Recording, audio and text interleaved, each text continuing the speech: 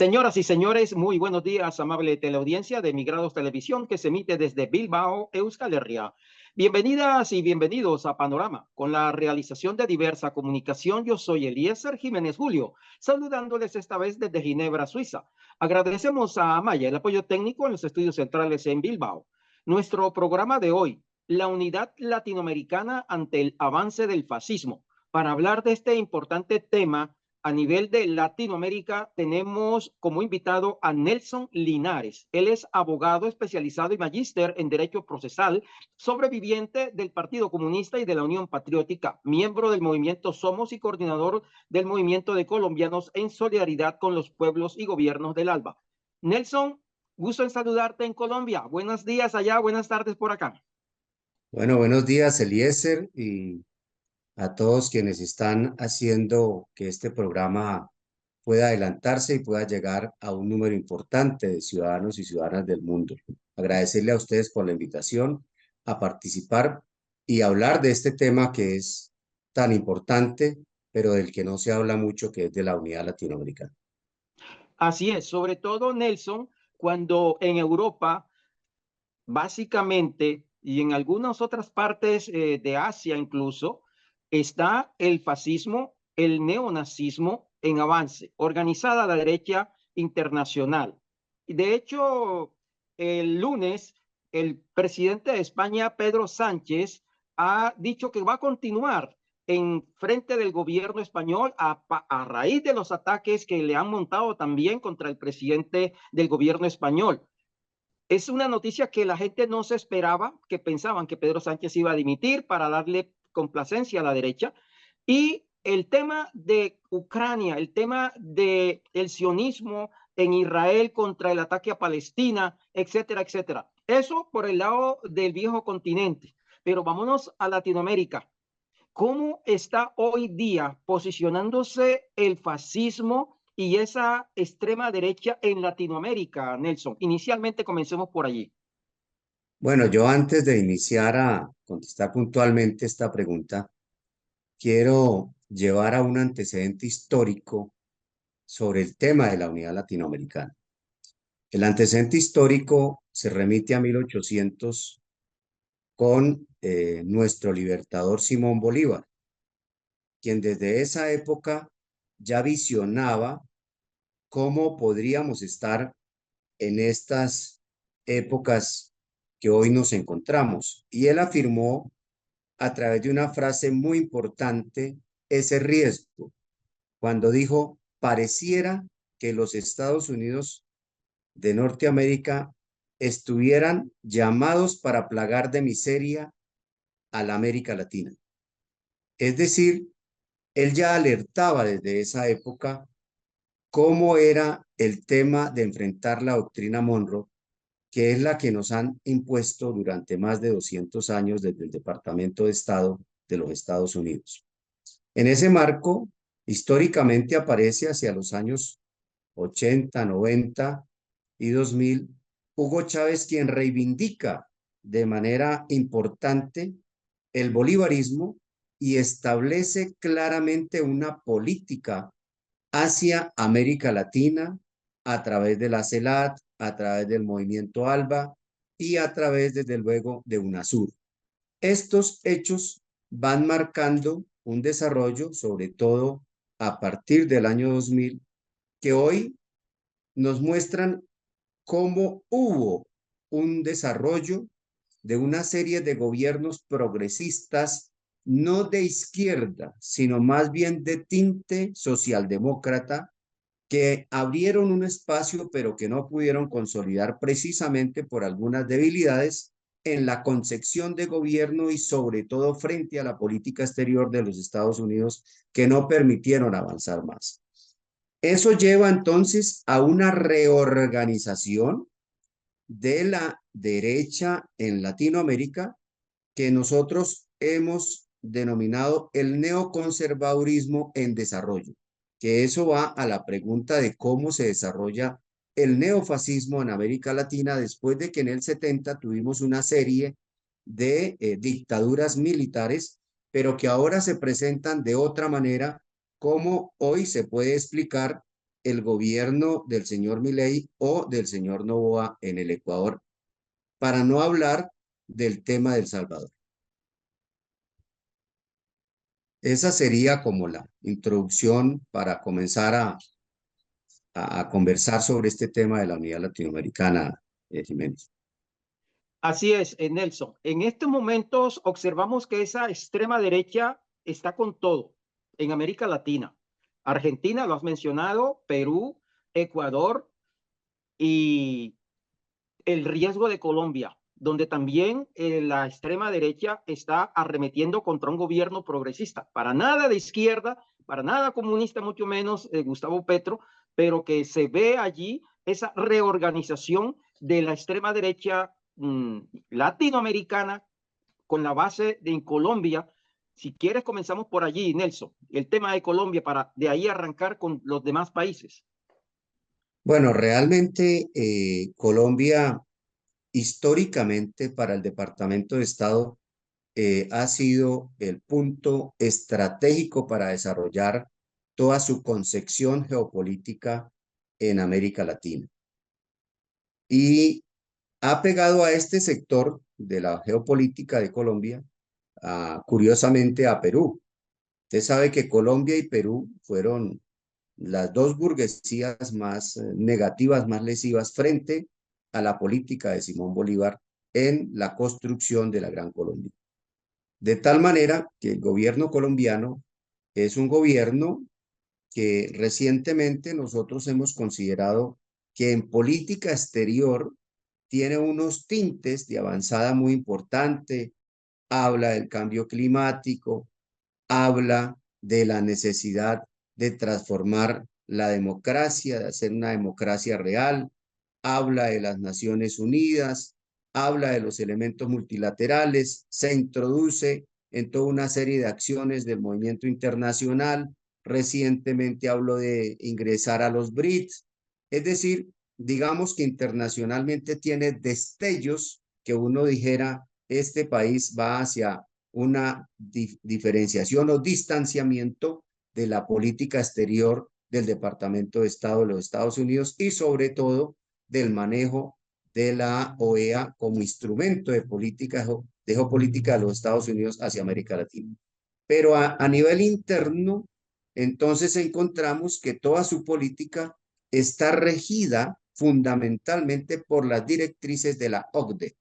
Y la OCDE, pues obviamente no es ningún lineamiento diferente al del Fondo Monetario Internacional y el Banco Mundial. Eso hace que en Colombia no haya una claridad por parte de la población, de los interlocutores de esa política, que permitan observar que el gobierno de Gustavo Petro definitivamente puede transitar hacia unos cambios estructurales que el país necesita.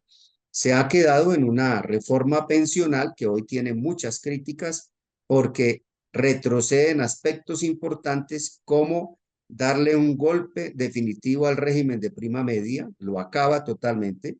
deja una situación a futuro si llegara a aprobarse en circunstancias muy difíciles a la nueva juventud para obtener una pensión digna a futuro y desde luego permite fortalecer los fondos privados de pensiones, que es a lo que se le quiere atacar porque es el gran empresariado y los grandes ricos del país trabajando con la plata de los trabajadores para seguir enriqueciéndose en más. ¿Y qué decir de la reforma laboral que presentaron, que no es sino recuperar lo perdido del año 90 con la nueva constitución neoliberal que tiene el país y que ni siquiera se ha comenzado a tramitar seriamente en el Congreso? Y pues desde luego la reforma a la salud prácticamente la tienen hundida, que lo único que proponía era acabar con el manejo discrecional de las EPS, de los recursos multimillonarios, billonarios que el Estado le da a esas entidades privadas para disfrutar de unos recursos que son de todos los colombianos. De tal manera que el gobierno colombiano hoy por hoy se encuentra en una situación difícil. A ratos el presidente intenta dar un timonazo de acordarse de que él no es liberal, sino que es algo de los sectores de izquierda y ya plantea salir a echar un discurso el 1 de mayo para retomar el apoyo de la población trabajadora y del sector popular, aspiramos a que en estos 2 años ya que le quedan de gobierno, se pueda consolidar un proceso diferente al concepto individual que él maneja para ver si se puede construir algo organizado y que en el 26 no haya una debacle como el país ya la sufrió el pasado 29 de octubre con las elecciones regionales, donde realmente el gobierno y los sectores progresistas, democráticos de izquierda sufrieron una gran derrota. Nelson, indudablemente que el águila imperial, hablamos de Norteamérica como gobierno, siempre han tenido en la mira Latinoamérica como su patio trasero. Indudablemente que hay una región a la cual ellos les interesa de nuevo recuperar, se llama Venezuela. El bloqueo sobre Cuba lo mantienen, no han podido con el bloqueo y las sanciones que le tienen a Venezuela, Nicaragua ni se diga, es decir, el águila imperial sigue sobrevolando y posicionando gobiernos afines en Latinoamérica con el fin de llegar de nuevo por la riqueza que tiene Venezuela, que es el petróleo. Eso lo sabemos. ¿En dónde se posiciona entonces la otra parte de lo de la unidad latinoamericana? Nelson, es Bueno, que hace falta, esta pregunta es fundamental porque ahí es donde está hoy por hoy el nudo gordiano. Realmente ahí está, como dicen, el sabor de lo que puede desenlazarse en el futuro inmediato frente a la inminente derrota de la OTAN y de Estados Unidos en Ucrania. Y desde luego ante la derrota internacional y el aislamiento al que ha sido sometido por sus equivocaciones Israel, pues Estados Unidos intentará obviamente consolidarse en su patio trasero, que es Latinoamérica. Y uno de los argumentos fundamentales para posesionarse de ese patio trasero y generar un desequilibrio a la tranquilidad en medio de las dificultades económicas, sociales y políticas que vive Latinoamérica, va a intentar desordenar ese patio trasero con una intervención militar en la excusa de la toma del exequivo de la Guyana, que hoy se le presta para que esté ahí ambientando una posibilidad de generar un conflicto militar. Por eso, la unidad latinoamericana en esta etapa es muy importante. El gobierno venezolano hizo el pasado domingo 21 de abril unas elecciones para fortalecer el proceso popular colectivo de constituyente primario, directamente definiendo sobre sus procesos organizativos internos que permiten fortalecer la unidad interna y desde luego invitando al ALBA TPC, PTC,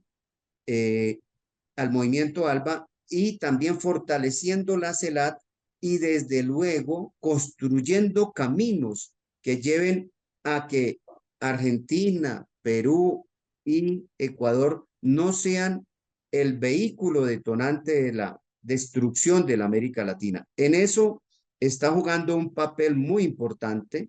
el presidente Nicolás Maduro, el presidente Lula y en eso acompaña con mucha fuerza, digamos, desde su estilo, desde su forma, López Obrador. Y claro, en todo esto, el compañero Ortega y el compañero presidente cubano, pues hacen sus mejores esfuerzos porque, como tú lo dices, realmente el único país que se le ha levantado a los Estados Unidos con capacidad de sostenerse por su riqueza interna y por su capacidad organizativa, en su momento fue la Unión Soviética y hoy en América Latina es Venezuela porque cuenta con la riqueza del petróleo, del litio y por eso ha logrado enfrentar las sanciones porque ha logrado organizarse y sostenerse con lo que tiene, que no ha sido igual con Cuba, que es un país que no tiene la misma riqueza, sino que tiene solamente la riqueza de un pueblo consciente que no quiere ser subordinado ni esclavo del norte, que es un tanto diferente, pero que aunado a Venezuela, aunado a Nicaragua, aunado a, a las otras sectores territoriales, pueden llevar a que enfrentemos de una mejor forma. Y por eso Colombia es muy importante Nicolás Maduro ha planteado recientemente que la paz de Colombia es la paz de Venezuela. Y él lo tiene perfectamente claro porque sabe que si Colombia deja de estar en un gobierno ligeramente progresista y pase a un gobierno de extrema derecha, como el que tuvimos con Uribe o con el que los ha sucedido, de esa extrema derecha vengativa con el pueblo y sobre todo con los procesos de cambio en América Latina, pues inmediatamente las tropas de las 15 bases, dicen que son 7, pero realmente hoy tenemos casi 15 bases en Colombia, igual que en Perú, van a estar actuando ahora sí en su función como lo están haciendo soterradamente en Ucrania y como lo hacen abiertamente en Israel. Nelson, pie a tierra, digamos, pie a tierra, repito, esa unidad latinoamericana hoy día, desde la distancia, corro el riesgo de equivocarme, la noto muy débil. ¿Qué está pasando? ¿Dónde está la falla para que se vuelva a retomar la época aquella dorada de la unidad latinoamericana seria que encabezó Hugo Chávez, la Argentina, igualmente México, pero que hoy día, no sé, cuéntanos esa parte. Pie a tierra. Bueno, es claro que la unidad latinoamericana pasa por dificultades muy profundas. Primero, hay que entender que el gobierno de Nicaragua, el gobierno de Cuba y el gobierno de Venezuela son gobiernos que están trabajando por desarrollos económicos, sociales y políticos no capitalistas, mientras que el resto de los gobiernos progresistas, incluso podríamos decir, no en la misma forma, Bolivia, que trata de salir y de ayudar en este marimagno, pero tienen un conflicto interno porque se le ha ocurrido a Evo, pues, eh, entrar a competir por la carrera presidencial y ha dividido un poco internamente. Pero, por ejemplo, el gobierno de Colombia tiene un manejo al exterior y un manejo interno con el Departamento de Estado. Brasil con Lula tiene también una concepción de manejo exterior, es de los BRIC, pero considera que las elecciones en Venezuela no son democráticas. Igualmente, tenemos el lío con López Obrador, que él pues está en el manejo comercial con Estados Unidos y trata de asumir una posición en la política exterior, pero esencialmente autónoma, sin ser parte de los BRIC, pero en un gran acuerdo con Canadá y con Estados Unidos. Es decir, han logrado diferenciar los intereses de cada país en el torno del mercado internacional y en el torno de la política interna, que no ha permitido que haya una carrera, digamos, unificada, que es la que se está tratando de desarrollar a través de la CELAC, pero que todavía eso no se consolida en unas políticas que lleven a construir un desarrollo que en el marco de la economía y de la política muestre una autonomía de los países latinoamericanos. Hay un desarrollo muy fuerte del sector de los CARICOM, del sector de los países pequeños del Caribe, que están muy cerca de la CELAC y que han venido empujando un proceso importante, pero que aún no es significativo. De tal manera que la unidad latinoamericana en la práctica hoy la están soportando y la están empujando Nicaragua, Cuba, Venezuela y Bolivia, que se ha metido con el compañero Arce a empujar un poco eso para ver si logran consolidar un proceso que permita aglutinar a México, a Brasil, a sectores como Honduras, que también ha venido empujando desde Centroamérica, y ahora, pues con la posición débil del presidente de Guatemala, pero de todas maneras tratando de ayudar para ver cómo se enfrenta y no se permite la intervención militar que aflora en el horizonte desde el Departamento de Estado, usando como argumentación la Guyana Exequiba para afectar no el tema del derecho que tiene desde Bolívar y desde las resoluciones de quienes han intervenido que le corresponden a la República Bolivariana de Venezuela, sino que ellos quieren no solamente quedarse con la Guyana, sino volver a recuperar el manejo de la gran riqueza del pueblo venezolano. Nelson, para ir concluyendo el programa, ¿Qué le está faltando para que la unidad latinoamericana hoy día se fortalezca? ¿Qué hace falta? Creo yo que, en primer lugar, un desarrollo serio y profundo de encontrar líneas de acercamiento entre los pueblos de América Latina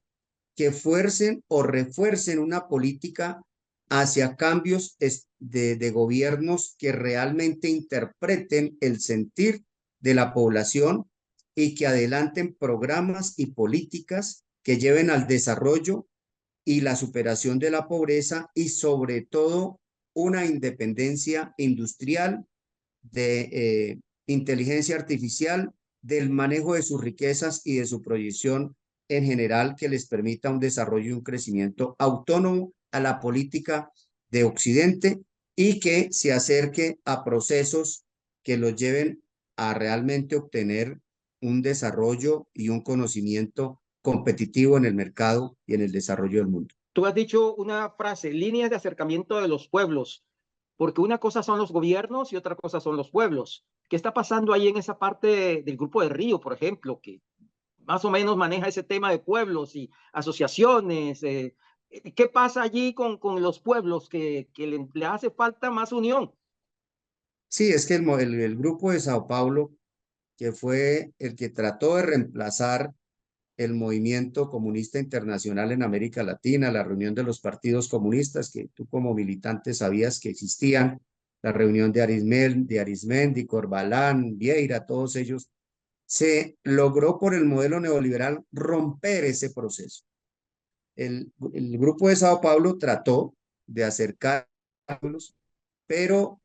tú sabes que la burocracia organizacional que se dedica a los viajes internacionales, más que a la producción interna, no permitió y no ha permitido que los pueblos tengan un entronque en el sector sindical, en el sector campesino, en el sector indígena, en el sector poblacional y desde luego con los sectores políticos más arraigados. Entonces tú encuentras, por ejemplo, que hoy prácticamente el movimiento de Sao Paulo ya no suena porque él estaba muy ligado al PTC de Brasil y desde luego entraron un poco en choque porque pues el avance del PSUV en Venezuela es un partido mucho más de izquierda, si se quiere, muy anticapitalista y ellos quieren en algunos sectores mantener esas conciliaciones de clase que son las que los pueblos hoy están llamando a romper, como lo expresa hoy el pueblo argentino frente a la situación de Milei, que se han movilizado más allá del peronismo, que es el que históricamente los ha guiado. No se puede estar con Dios y con el diablo, Nelson, Eh, definitivamente. Exactamente. Y en los pueblos lo que están llamando es a que haya decisiones de verdad de desarrollo y de diferenciación frente a lo que históricamente los ha tenido en la pobreza y en la miseria y sin ninguna posibilidad de desarrollo, que es lo que nos pasa a América Latina. Cada rato nos dicen, subió la pobreza, 400 millones de pobres, pero ¿y qué? Lo que hay que plantear es políticas para ver cómo, en medio de la riqueza, esos 400 millones algo les toca para poder sobresalir y poder surgir, porque tenemos todo para desarrollarnos, como hoy lo muestra Bolivia, que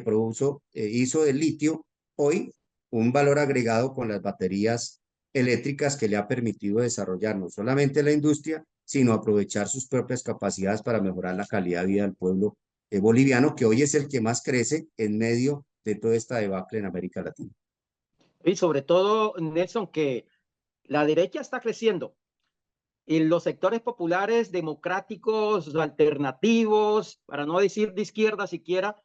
los veo estancados. Pero la derecha a nivel internacional, esa derecha fascista, neonazi, está creciendo. No solamente en Están, Occidente, en América Latina, están reorganizándose. Ahí